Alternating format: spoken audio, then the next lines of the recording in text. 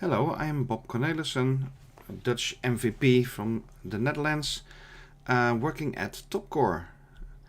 And today I wanted to talk to you about SCOM migrations and how Silect MP Studio can help you during this process. This will be a short demonstration. So let's move to our setting.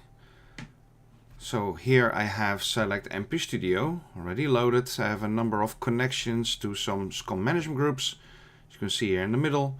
So what I wanted to do today is I wanted to show you a part migration from a SCOM 2019 over here towards a newly installed SCOM 2022 living on that server. So it is a fresh install and only has a few management packs. So just showing you what it looks like. So this is the target management group, the 49. You can see I have loaded a few management packs. SQL Server is in here, Windows Server is in here, and just a few small things are in here. And the two alerts already, that's good. So this is a SCOM 2022 update rollup 2 with all of the hot fixes after that. And over here we have an older SCOM 2019 with update rollup 6, etc. and a load of management packs, also third-party management packs, temporary management packs, etc. So you can see there's a whole lot of things here. It has a number of configurations, such as custom alerts definitions. We have user roles, we have custom security settings, etc. So now we want to use Silect MP Studio to move ourselves forward from one management group to another. Now, what is important first of all, when looking even at this table, you can see that the new management group has less management packs loaded than the old one, which is logical. Now, what is usually the first step is, of course, setting up your infrastructures on both sides. Or well, the old one was already there, and you set up your new infrastructure, whether that be SCOM on-prem or SCOM managed instance. That doesn't really matter at this point. You can move towards both. And you can use the migration wizard to move to the same version of SCOM or a higher version of SCOM, or move to the cloud. Now, what is important is to first get your management packs up after you have deployed your infrastructure. Now, your management packs, your custom management packs, and your Microsoft management packs, you can first do manually, for example, by importing each of them that you want. Or you could also make use of MP Studio. Now, I'm not going to show you all of that. But over here we have our listing of management groups with the management packs in there. They're all listed here. There's a whole long list.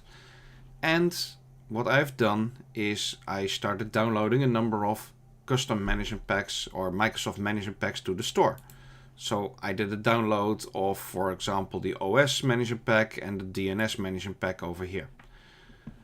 And that brings us here to the sealed management packs. It shows us also the Microsoft Corporation, and it has all of the management packs that we would want to deploy there. On purpose, I haven't downloaded everything because it takes a little bit more time. This is a relatively fresh install that I did recently, so I will keep it limited. So let's say if we don't want to manually do it, download all of these packs one by one, we can actually look at, for example, typing in DNS. And now I can see that I have already downloaded the DNS management pack. There are a number of management packs inside of it. So some dashboards, some presentations, some monitoring packs, and a language pack. And we have here our management groups. So I don't care about that one. You see the M49 doesn't have a plus beside it, so there's no DNS pack loaded there. And the 53, it has all of these 6 management packs, and it has an overrides management pack here at the end. So I want to be able to bring, for example, my unsealed management pack with the overrides across, and I want to have my monitoring management packs across. Now, there are several ways to approach it. You can, for example, load all of these manager packs one by one into the new system. For example, I could say this one, I think I could say check in. So I can grab the data from here, or I can say, where is it? I have already checked in the latest version here. So I can say now we are wanting to deploy this towards the 49. This is the new instance. It says you are all okay. So let's go deploy. And this will deploy the manager pack in the background. I see something loading in the bottom here where it is working on it. Now that is one way of doing it. Now, since I have already gotten all of these 6 in the library, and now you see it popping up over here, we can actually also use the migration wizard to help push the sealed and unsealed manager packs at the same time, because we already have them somewhere stored in the storage here in the backend. Now, if you don't have them, then you would have to go towards the new SCOM, load the management packs in there, every sealed management pack that you need, and then from there move forward. All right, so let's start up the migration wizard. It's in the tools, migration wizard. If you have the right license for that, then you will have it in Silect MP Studio. Now, this is a wizard, and there is all kinds of things that we can do with it, and let's get started. So, clicking next, I need to select my source management group, which is at 2019 here. I click next, and immediately you can see that any of the older versions are disabled because you can only move up. Right, so my target is going to be the 49, which is a SCOM 2022. Select next. What do I want to migrate? Now, I will make a little bit of a selection here. I want to take the management packs, the user roles, my run as configuration. I want to take something with it as well. My custom resolution states, like I said, I have some. The administration settings. I currently do not need to take away the data warehouse settings and the custom resource pools. Maintenance not needed. I will take something about agents as well. Right, so I'm making a short selection. Let's go. The system quickly figures out what is possible within migration and what is not possible. For example, in this case, management packs not required. So we can see management packs are not required because they are already loaded in the new management group or have a newer version. So we can skip those. Next, we have a list of management packs that cannot be migrated for some other reason. So for example, we do not have the referenced management packs. They are not in the Silect store. They are also not on the new server. So there's no way to get them there. Now, a number of these are third-party plugins that I don't want to have right now, and some management packs that I don't want to load, so that's all very fine. Could also be that the sealed management pack doesn't exist in the store database, also good. And or that it doesn't exist, that we do not have an acceptable version. Alright, so let's move forward. I want to see what is possible. Alright, so I see, for example, here the sealed management packs does not exist in the destination, but also I do not want these currently. So this is an old version of Red Hat and some integration services which I'm not running on the target. So I will leave those out. And now I can pick the ones which are possible to migrate and that I want to have. So let's see what I wanted to have. I wanted to do the DNS, right? So all of the DNS stuff I want. There were 6, but of course one was already just loaded. So now it shows 5 of them. And I want to pick, for example, my overrides for DNS, overrides for SCOM, overrides for Windows, overrides for more for SQL. Let's see, I have some custom management packs perhaps. The Hue Bridge management pack I wanted to have, Windows Performance. Alright, so all nice. This is a nice start, let's say. let's go on towards the custom user role selection. So with user roles, you can also migrate them across, because a user role is a profile in combination with a selection, right, of things you are able to see, so a scope. Now, because I haven't loaded Squared Up in a new environment yet, I'm not going to take that one, but I will take that custom SQL operator role as well. The RANAS selection. So I can move also some RANAS accounts. Keep in mind that it also stays here. If you are moving some of the accounts across, then sometimes you need to re-enter passwords again. So let me just take the SNMP stuff, and I will leave the rest out for now. Also, the custom resolution states. Now again, the ones from Gitmetics come from a management pack. So I will take these other ones that I custom created for myself. And by the way, also check here at the bottom, it has a checkbox, hide items which cannot be migrated at all. So I always have this one turned on. Sometimes I want to have a look at, let me show the whole list, let me see everything.